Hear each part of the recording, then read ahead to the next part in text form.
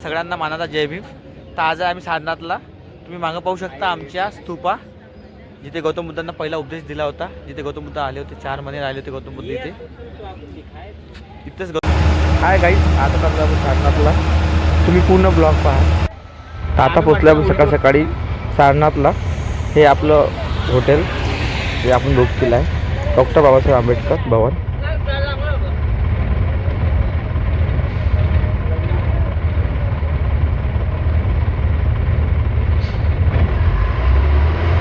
हे आपल्या रूम आतमधून बेड वगैरे.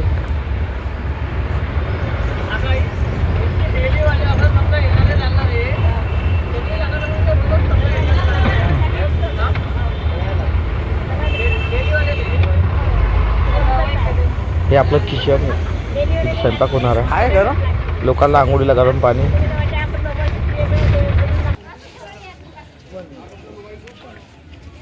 हे आहे श्रीलंका टेम्पल. श्रीलंकेला बाजूला आहे. तर आज आहे आपण सारनाथ.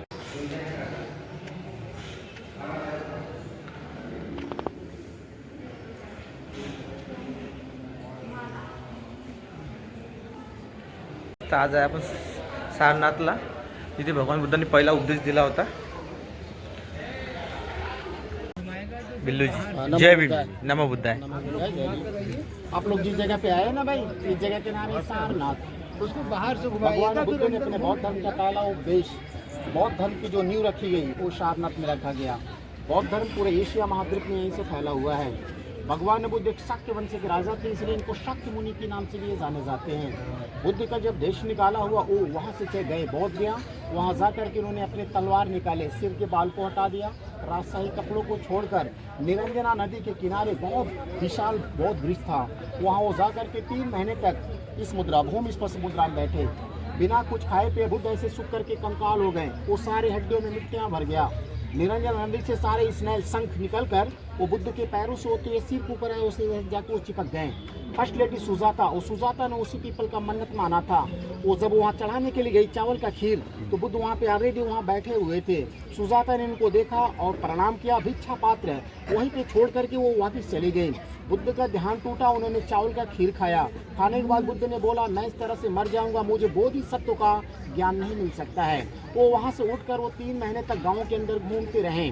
वो दोबारा घूम करके फिर उसी पीपल के पेड़ के नीचे बैठे, बट अपनी मुद्राएं चेंज कर दिया. वो पहली बार ऐसे बैठे, वो दूसरी बार ज्ञान मुद्रा. जब बुद्ध को बोधिसत्व का ज्ञान हो गया तो ये सोचने लगे कि मैं वो ज्ञान अब किसको दूंगा. इनको पता चला कि बनारस काशी एक ऐसा जगह जहाँ पर ऋषि मुनि और विद्वान लोग रहते हैं. वो बोध गया से बनारस काशी आए और काशी में यहाँ मृग गाय वन में अपने 5 ऋषि मुनियों को धम्म चक्र का पहला उपदेश दिया. बौद्ध धर्म यहाँ से स्टार्ट हो गया. जिस दिन बुद्ध ने इन 5 लोगों को अपना पहला दीक्षा दिया, उसी के सुबह बनारस काशी के 56 लोगों ने बौद्ध धर्म को स्वीकार कर लिया. जब इसमें लोग जुड़ते चले गए, जब 5000 लोग हो गए तो दोबारा बुद्ध ने उपदेश दिया था नालंदा में. वो जो 5000 लोग हुए एशिया के अलग अलग देशों में जाकर के बौद्ध धर्म का प्रचार किए. बुद्ध कहीं नहीं गए थे. फिर इधर से वो चले गए गोरखपुर कुशीनगर, वहाँ जाकर वो बीमार हो गए और 6 महीने तक ऐसे लेटे लेटे सबको प्रवचन उपदेश दिया. 80 साल की अवस्था में बुद्ध का महापरिनिर्वाण हो गया. भगवान बुद्ध ने कभी नहीं बोला कि आप लोग मेरी मूर्तियों की पूजा कीजिए. वो मूर्ति के सख्त खिलाफ थे, लेकिन बुद्ध के जाने के बाद लोगों की आस्था भगवान बुद्ध की मूर्ति से जुड़ गई. वो घरों में रख करके मूर्तियों की पूजा करने लगे. इसके बाद बौद्ध धर्म में 2 पार्ट हो गया. एक आपका हीनयान जो बुद्ध की मूर्तियों की विरोध करते हैं, सेकंड आपका महायान जो बुद्ध की मूर्तियों की पूजा करते हैं. जब बाबा भीमराव अम्बेडकर जी से पूछा गया कि आप किस धर्म में जाना चाहते हैं, तो उन्होंने बौद्ध धर्म को चुना. बौद्ध धर्म एक ऐसा धर्म है, इसमें कोई भी ऊंचा नहीं है, कोई नीचा नहीं, एक समान सारे लोग रहते हैं. इसलिए बौद्ध धर्म के लोगों ने अपनाया और एशिया के अलग अलग देशों ने बौद्ध धर्म को स्वीकार कर लिया. तो आप लोग जिस पीपल के नीचे बुद्ध को ज्ञान मिला था, उसी पीपल की डाल ये देखिए यहाँ पे लगा हुआ है जो आपने परिक्रमा किया. इस पीपल के जो पत्ते हैं बच्चे किताबों में बुक में रखते हैं, इससे बहुत ही ज्ञान होता है. इसके पत्ते यूरोप से लेकर के एशिया के अलग अलग लोग लेके जाते हैं किताबों में बुक में रखने के लिए. आपके घर में कोई छोटा बच्चा स्कूल जाता है तो अंदर में जो पका वाला पत्ता गिरा है बोध वृक्ष का, उसको आप रख सकते हैं. भगवान बुद्ध ने जो पहला अपने दीक्षा अपने 5 शिष्यों को यहाँ पे दिया था, वो जगह कौन सा है, कहाँ बैठ कर दिए, वो जगह भी आपको ले चलेंगे.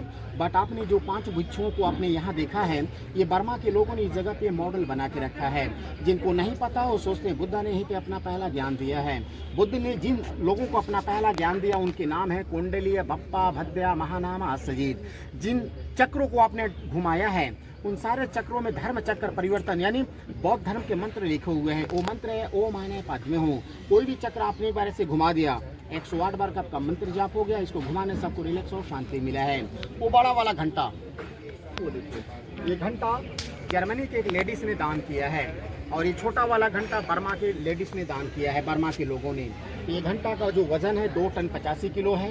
ये घंटा सुबह 4 बजे बजता है और शाम को जब 6 बजे बजेगा तब मंदिर में सिंगली भाषा में पूजा होता है। ये 6 बजे से लेकर 6:30 यानी 1.5 घंटे के लिए पूजा होता है। फिर मंदिर आपका क्लोज हो जाता है यहाँ 6 बजे। तो बुद्ध ने जो पहला अपना धम्म चक्र का उपदेश दिया था उस जगह पे कलिंग वार के बाद अशोक ने बौद्ध स्तूप बना दिया है। बौद्ध धर्म के लोगों की जो आस्था सारनाथ से जुड़ा है वो किसी मंदिर से नहीं जुड़ा है, वो पवित्र जगह से जुड़ा है जहाँ पे अशोका ने बौद्ध स्तूप बनाया है। देश दुनिया के लाखों लोग वहाँ पे जाते हैं, उस स्तूपा के पास में पूजा करते हैं, मेडिटेशन करते हैं। और ये स्तूप 2300 साल पुराना है और वहीं पे बुद्ध ने धम्म चक्र का पहला अपना ज्ञान, पहला अपना उपदेश दिया था। आइए आपको इस और बुद्ध का महापरिनिर्वाण हो गया, इसलिए बौद्ध धर्म का सबसे बड़ा फेस्टिवल मनाया जाता है। भाई ये जो मंदिर आप देख रहे हैं ना, ये हमारा सारनाथ का ये मेन मंदिर है। मेन मंदिर इसलिए बोलते हैं क्योंकि भगवान बुद्ध की पवित्र अस्थियां इसी मंदिर में रखा हुआ है, जो बुद्ध पूर्णिमा के दिन निकाला जाता है। ये अस्थि कहाँ से आया? ये अस्थि आया नागार्जुनम तक्षशिला से। उस समय हमारे पूरे देश में 2 बड़े विश्वविद्यालय थे, एक नालंदा विश्वविद्यालय, एक तक्षशिला विश्वविद्यालय। तक्षशिला के विश्वविद्यालय के स्तूप में वो भगवान बुद्ध के रेलिक्स अस्थियां रखी गई थी। बुद्ध का जो दांत है वो थाईलैंड में रहे, बुद्ध का नाखून और बाल श्रीलंका अनुराधापुरम में है, बुद्ध के जो पार्ट हैं कुछ वो दिल्ली के म्यूजियम में रखा हुआ है और जो बुद्ध का रेलिक्स अस्थि है इस मंदिर में रखा हुआ है। और ये जो मंदिर है हमारा सारनाथ का मेन मंदिर है, बट ये रेप्लिका है। यहाँ का जो असली बौद्ध विहार है ना वो हिंदी में मंदिर बोलते हैं और पाली में, और हम लोग बौद्ध विहार बोलते हैं। भगवान बुद्ध का जो असली बौद्ध विहार था उस बौद्ध विहार को कुतुबुद्दीन शाह ने पूरा तोड़ दिया। वो मंदिर जो टूट गया, बौद्ध विहार जो टूट गया, वो आज भी बौद्ध विहार आर्कियोलॉजिकल सर्वे ऑफ इंडिया के अंदर है। आप 25 रुपये का टिकट लेके जाइएगा तो असली बौद्ध विहार वहाँ आप देखिएगा, जहाँ पे भगवान बुद्ध यहाँ 4 महीना आकर के वर्षावास किया करते थे। जो बौद्ध विहार टूट गया उसी के जगह पे नया बौद्ध विहार बनाया श्रीलंका के राजा अनागारिक धर्मपाल ने। ये 1926 में इन्होंने इस मंदिर का फाउंडेशन न्यू रखा। ये मंदिर 5 साल में इन्होंने बनाकर तैयार किया। 1931 में टोटल खर्च 72,000, ये 72,000 रुपये में उस टाइम में मंदिर बना। इस मंदिर को ओपनिंग किया था इंग्लैंड की महारानी मैरी एलिजाबेथ ने। मंदिर में जो भगवान बुद्ध की अंदर में मूर्ति आपने देखा होगा पूरा पत्थर का है और गोल्ड प्लेटेड, वो 24 कैरेट का सोने का परत भी इस पे चढ़ा हुआ है। ये मंदिर उपदेश मुद्रा में है, बुद्ध का जो पहला उपदेश दिया था। मंदिर के दीवारों में आपने देखा भगवान बुद्ध की लाइफ स्टोरी पेंटिंग। ये पेंटिंग नेचुरल पेंटिंग है जो जापान के 2 सगे भाई कोशो ओनोशो ने बनाया था। ये पेंटिंग बनाने में जापान को पूरा 4 साल लग गया, जिसका आज तक कलर फेड नहीं हुआ है। इस मंदिर का पूरा देख रेख करता है श्रीलंका की trust Mahabodhi society of India, जिसका हेड क्वार्टर कलकत्ता में है। सारनाथ में टोटल 12 देश का मंदिर है। उन सारे 12 देश के मंदिरों में से मेन मंदिर आपका यही है। तो बौद्ध धर्म के जो 4 धाम होते हैं हमारे, वो चारों धामों में से एक तीसरा धाम मेन माना जाता है। पहला वाला लुम्बिनी कपिलवस्तु, जहाँ पे भगवान बुद्ध सिद्धार्थ का जन्म हुआ। वो जन्म होते मंत्र वो चलने लगे, 7 कदम आगे बढ़े, फिर ऐसे हाथ ऊपर करके उन्होंने बोला इस संसार में दुख है, दुख के कारण है, उन सारे दुखों को दूर करने के लिए अष्टांगिक मार्ग के बारे में बोला। जैसे संसार में जब कोई जन्म लेता है तो रोते हुए आता है, हंसते हुए नहीं आता है। उसको दूर करने के लिए मेडिटेशन विपासना केंद्रों में जाना चाहिए। मेडिटेशन करने से आपको पावर मिलती है, ऊर्जा मिलता है, रिलैक्स और शांति मिलता है। तो बौद्ध धर्म में सबसे मेन पावर आता है मेडिटेशन करने से। आप कभी भी आगे जा कर के डिप्रेशन या तनाव में नहीं रह सकते हैं, इसलिए सभी लोग एक बार जीवन में वो मेडिटेशन के लिए जरूर जाते हैं। नंबर हो गया, ये जो देखिए मंदिर के पिलर्स हैं, हमारा मंदिर वहाँ है।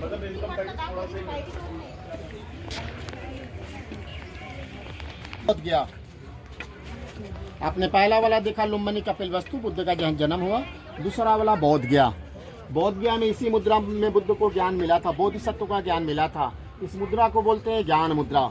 एक हाथ में बोध वृक्ष लिए हैं, जो श्रीलंका गया एक पेड़, जो अशोक जो राजा थे उनके बेटे बेटा महेंद्र और संघमित्रा बौद्ध धर्म के प्रचार के लिए श्रीलंका ले गए और श्रीलंका से फिर 1932 में डाल यहाँ पे लगाया गया है। तो एक हाथ में देखिए बोध वृक्ष ले हैं, वो यहाँ पे लगा हुआ है। दूसरा आ गया, ये जो अंगुलियाँ देखिए जो मुड़ा है ना, इसी मुद्रा को बोलते हैं धम्म चक्र परिवर्तन मुद्रा। इसी मुद्रा में बुद्ध ने अपने 5 शिष्यों को पहला प्रथम उपदेश दिया था। जो आपने मंदिर में देखा है। बुद्ध का असली जो मूर्ति है ना, जो खुदाई से मिला, वो म्यूजियम में रखा हुआ है। म्यूजियम के अंदर में बहुत सारी प्राचीन बुद्ध की मूर्तियाँ वगैरह जो भी बौद्ध विहार से खुदाई से मिला है, वो म्यूजियम में रखा है। हमारा भारत का जो राष्ट्र चिन्ह है, अशोक ने जो बनाया है एम्बुलम, राष्ट्रीय फोर कैटन लाइन्स, अशोक चक्र है, वो म्यूजियम में रखा हुआ है। वो बहुत सारे लोग वहाँ देखने के लिए आते हैं। उसमें 5 रुपये का टिकट है। आप लोग 5-5 रुपये दे दीजिएगा तो भारत का राष्ट्र चिन्ह भी देखिएगा और बुद्ध की बहुत सारी प्राचीन मूर्तियाँ भी वहाँ से खुदाई से मिली। जब पहली बार बुद्ध बैठे थे ना, वो पीपल के पेड़ के नीचे बोध गया में, इस मुद्रा में बैठे थे। इस मुद्रा को बोलते हैं भूमि स्पर्श मुद्रा। वो 3 महीने तक बैठे रहे। वो सिर के ऊपर जो गोल गोल है ना, वो शंख है, स्नेल है, जो सारा निरंजना नदी से निकलकर वो बुद्ध के सिर के ऊपर जाके वो चिपके हैं। और पहली बार सुजाता ने बुद्ध को चावल का खीर दिया था। कुशीनगर में भगवान बुद्ध जाकर को बीमार हो गए। वो 6 महीने तक ऐसे लेटे लेटे सबको प्रवचन उपदेश दिया। 80 साल की अवस्था में बुद्ध ने अपने शरीर को त्याग कर दिया। बुद्ध कोई भगवान नहीं, एक सिद्ध पुरुष हैं। सिद्ध पुरुष की 4 निशानी है। नंबर 1, इनके बाल घुंघराले हो गए। नंबर 2, इनके कान बड़े हो गए। नंबर 3, इनका हाथ लंबा हो गया। ये देखिए पैर के नीचे चला गया, घुटनों के नीचे। जब इनका जन्म हुआ था तो पैरों में धम्मचक्र पाया गया। हाँ, धम्मचक्र पाया गया। यही जो धम्मचक्र है ना, ये बौद्ध धर्म का सिंबल है हमारा। धम्मचक्र का परिवर्तन ये हाँ पैर में है। और ये जगह आपका ये धम्मे का स्तूपा, जहाँ पे बुद्ध ने अपने बौद्ध धर्म की नींव रखी। धम्मचक्र परिवर्तन, ये 5 शिष्यों को बुद्ध ने यहीं पर अपना पहला उपदेश दिया था। आज ये भाई यहाँ बताएंगे। नाम था सुंदर वन, दूसरा नाम पड़ा इस जगह का मृगदाय वन। ये बैठकर वो अपने 5 शिष्यों को उपदेश दे रहे थे ना, वो सारा मृग हिरन वो इनके पीछे आकर के इनकी भी बातें सुन रहा था। तभी बुद्ध ने बोला कि बौद्ध धर्म में किसी का बाउंडेशन नहीं है। आप मटन है, चिकन है, मछली है, सब खाइए, बट किसी भी जीव जंतु को डायरेक्टली मार कर आपको नहीं खाना है। किसी ने अगर आपको दे दिया है तो आप खा लीजिए। जैसे सुजाता ने बुद्ध को चावल का खीर दिया खाने के लिए, तो बुद्ध को बोधिसत्व का ज्ञान मिला था। तो ये भगवान बुद्ध ने वो अपने 5 शिष्यों को 2500 साल पहले वो यहीं पे उपदेश दिया था। उपदेश देने के बाद भगवान बुद्ध वहाँ से वो चले गए और यहाँ की जो ज़मीनें थी वो पवित्र हो गया और कई साल तक ये स्तूप यहाँ नहीं बना हुआ था। बुद्ध के 200 वर्ष बाद यानी कलिंग वार के बाद अशोक आए। अशोक ने बौद्ध धर्म को अपनाया। कलिंग वार में 1.5 लाख लोग मारे गए थे। ये मार काट देख करके अशोक ने बौद्ध धर्म को अपनाया और कलिंग वार में जो लोग मारे गए तो उनकी आत्मा के शांति के लिए अशोक ने 84,000 स्तूपों का निर्माण कराया और विश्व में शांति के लिए अशोक ने पूरे देश में वो 3 बड़ी स्तूप बनाए। नंबर 1 धवलागिरी उड़ीसा, नंबर 2 आपका सांची स्तूपा भोपाल मध्य प्रदेश और नंबर 3 ये सारनाथ का धामे की स्तूप है। यह स्तूप पूरी तरह से फुल्ली सॉलिड है। इसके अंदर में न कोई खिड़की है, न कोई दरवाजे, न कोई विंडो है। इसके भीतर में सिर्फ ब्रिक है, कंक्रीट है, ईंट और पत्थर भरे हुए हैं। इसको आप दूर से देखिएगा ना तो बुद्धा हेड, इसमें भगवान बुद्ध का सिर बना हुआ है। वो देखिए ऊपर में ऐसे गुम्बद जैसा जो बुद्ध ने अपने सिर के ऊपर छोटे छोटे बाल गुच्छे हुए हैं। थोड़ा सा डाउन आइए, जहाँ से पत्थर दिख रहा है ये कट हैं, ब्रिक कट हैं, ये कंधे के शोल्डर हैं। जब इसको आप दूर से देखिएगा चाहे जिस भी एंगल से, तो इसमें बुद्ध का हेड नजर आएगा। इसलिए जो बौद्ध धर्म में 2 संप्रदाय हैं, हीनयान और महायान। जो हीनयान के लोग हैं जो बुद्ध की मूर्ति की पूजा नहीं करते हैं, वो वहाँ जाते हैं पूजा के लिए, और जो बुद्ध की मूर्ति पूजा करते हैं ये भी वहाँ जाते हैं और इस मंदिरों में भी जाते हैं। तो वहाँ पे आप लोग जाइएगा। जो हीनयान का लोग हैं, तिब्बती लोग खास करके, ये तिब्बत वगैरह के जो लोग हैं उस जगह पे जाते हैं। इसको स्तूपा के पास में स्तूपा को ऐसे टच करते हैं, प्रणाम करते हैं। वहाँ पे सफ़ेद वाले कपड़े बांधते हैं, फूल माला प्रसाद कैंडल जलाते हैं। 108 बार हीनयाना मंत्र ओम माने पद्मे हूँ का ऐसे गोल गोल परिक्रमा करते हैं। फिर 30 मिनट ये यहाँ बैठ करके मेडिटेशन, ये वहाँ बैठ करके मेडिटेशन करते हैं। मेडिटेशन करने से, ध्यान करने से आपको रिलैक्स और शांति मिलेगा। इसलिए हीनयाना गुरु धर्म गुरु दलाई लामा वो यहाँ हर साल आते हैं स्तूपा को टच करने के लिए, इसको छूने के लिए। देश दुनिया के सारे बौद्धिस्ट लोग वो वही पवित्र जगह है, उसी पे जगह पे जाते हैं, पूजा करते हैं और मेडिटेशन करते हैं। ये स्तूप कई बार तोड़ा भी गया था। जहाँ जहाँ तोड़ा है वहाँ भारत सरकार ने प्लेन पत्थर लगा के इसको ज्वाइंट किया है। नीचे जो डिज़ाइन वाले पत्थर देखेंगे ये अशोक राजा के समय का है। वो छोटा छोटा विंडो अलमारी बना है। उन अलमारियों में बुद्ध की अलग अलग मुद्राओं में अशोक ने मूर्तियाँ भी बैठाया था। जो सारा मूर्ति निकाल करके म्यूजियम में आपका सेफ रखा हुआ है। इसके पीछे में आपका रूइंस मॉन्यूमेंट्स हैं। बुद्ध का असली बौद्ध विहार, वो छोटे छोटे ईंटे के गोल गोल स्तूप भी देखेंगे। कलिंग वार में सबसे बेस्ट क्वालिटी के 150 जो सैनिक मारे गए थे, उनके आत्मा के शांति के लिए अशोक ने मंदिर के किनारों में, बौद्ध विहार के किनारों में ईंटे की गोल गोल स्तूप भी बनाया है। और चैत्र विहार, बौद्ध विहार, अशोक चक्र, ये सारा चीज़ इसी कैंपस में मिला हुआ है।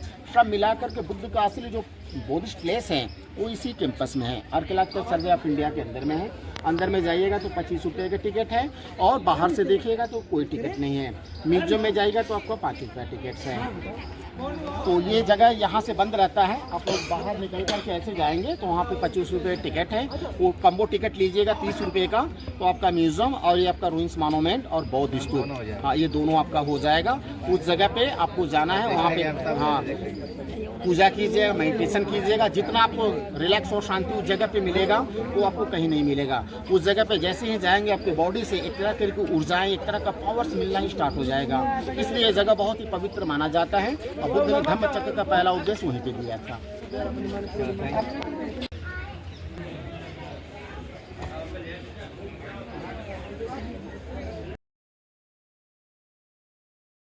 जिथे गौतम बुद्धांना पहिला उपदेश दिला होता आपल्या 5 वृक्षांनी।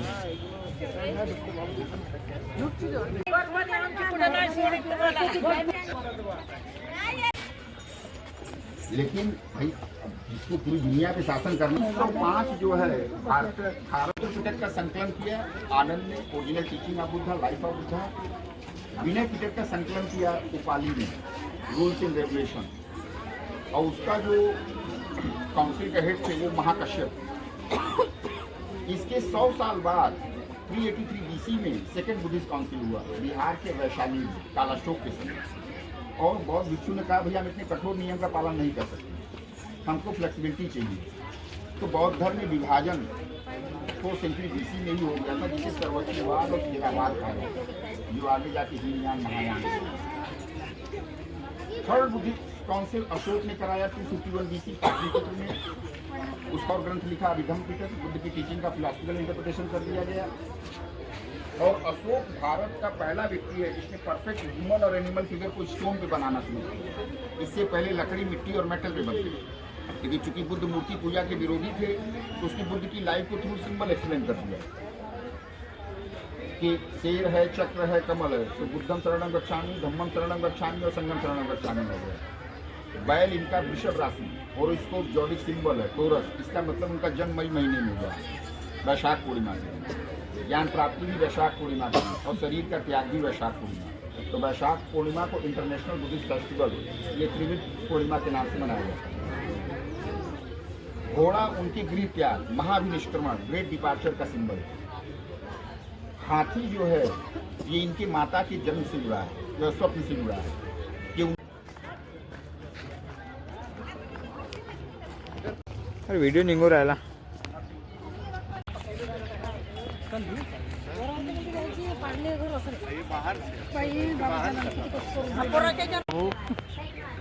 मा दादागिरी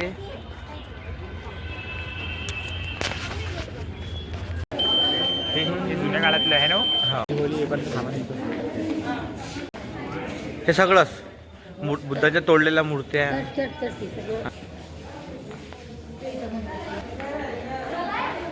सध्या आता आहे आपण म्युझियम मध्ये।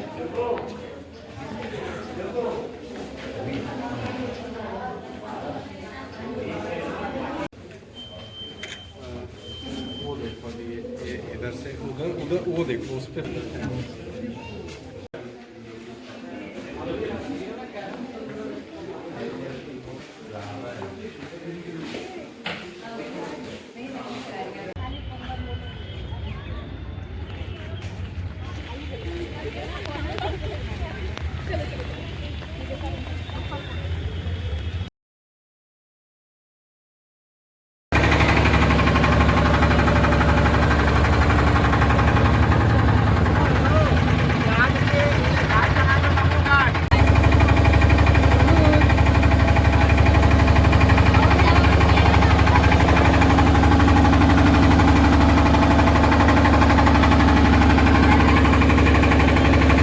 हाय गाईज, तर आता सारनाथचा ब्लॉग इथेच खतम झाला आहे आपला। आता जाता आपण बिहारला, बुद्धगयाला।